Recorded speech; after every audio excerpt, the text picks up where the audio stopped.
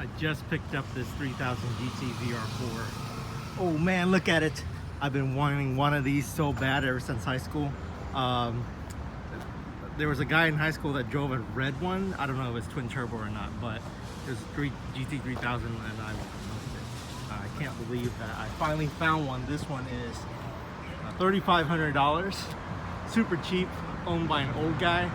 Apparently he's been sitting there for 8 or 10 years, and someone else bought it from him, and the guy that I bought it from just is flipping it. But you can see in the registration and the smog history that it's only been, it's the last time it was registered was like 2007. And then re-registered again with a smog check in 2018. So this is such a lucky find for $3,500, and I'm putting that wrap money to good use, getting me my first Japanese legend.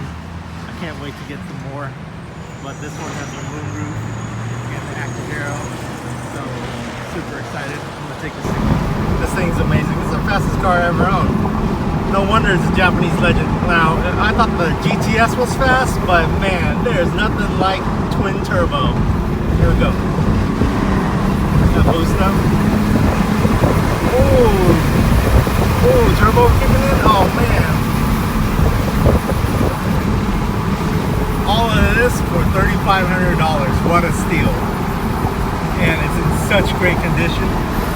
I can't wait to take this thing home.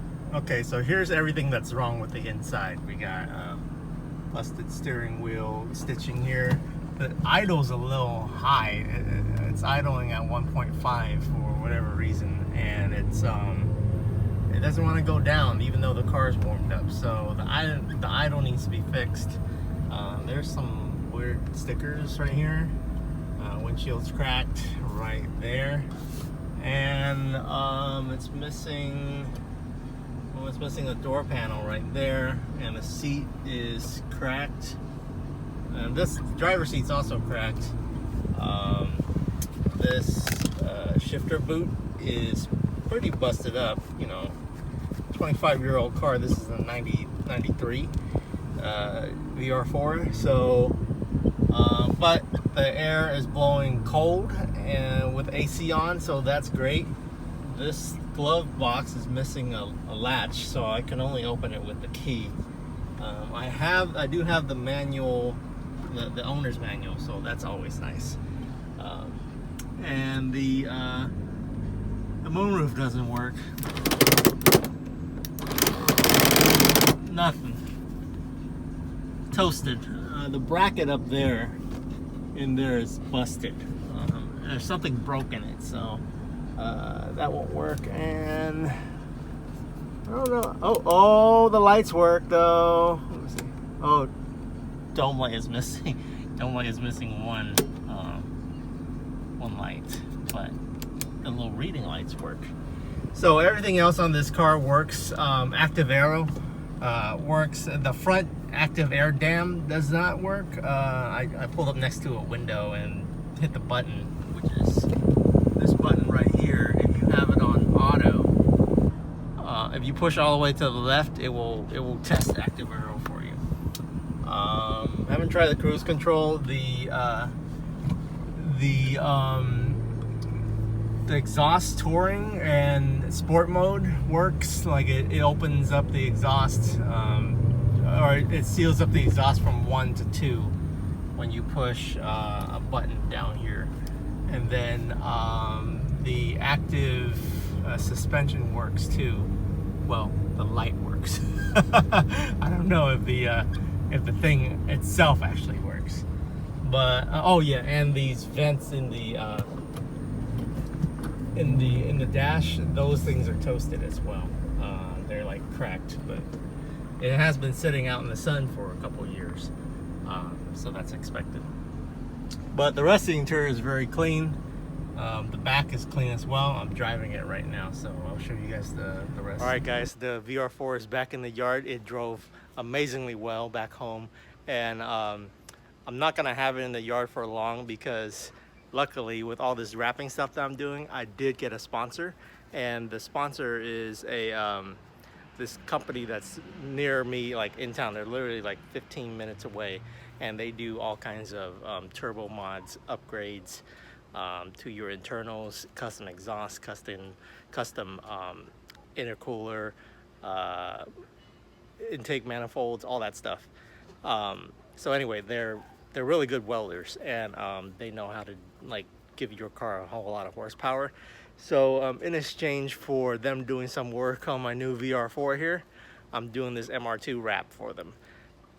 So I'll show you MR2 wrap in another video, but this thing is gonna go and get all the internals done, be put on E85, and it's gonna hopefully push around 500 horsepower or so.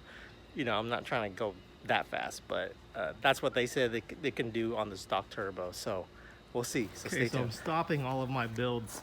I'm gonna do this one first. The Spider is pretty much done. It just needs some spacers or you know, some better wheels, but I'm gonna keep it naturally aspirated, and that's gonna be my daily. But this is gonna be the race car. Just a real close inspection here. We got you know, bad clear coat. Here we got busted tint, so I have to retint.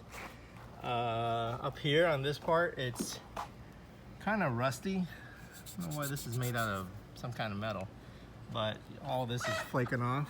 You can see this moonroof, the seals aren't that great. It's kind of cracked, and there's busted paint up there.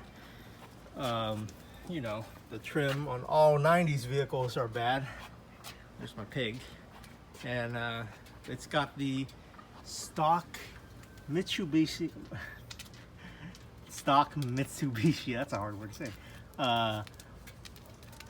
chrome rims on it. These are I think stock 17 inches, but the rest of the body, other than like slight, you know, little door dings and stuff like that, is pristine. I got a busted fog light here, and just this little bump where you hit something, but overall, I mean, this thing is so stock that it's great, because you know for a fact that the guy that owned this did not really rip on it at all, and the engine should be perfect. I don't see any leaks or anything like that from under there, so it looks good. And then this is how you know it's really stock, when you got one corner thing is red and the other one's orange. So he didn't really care that much about it.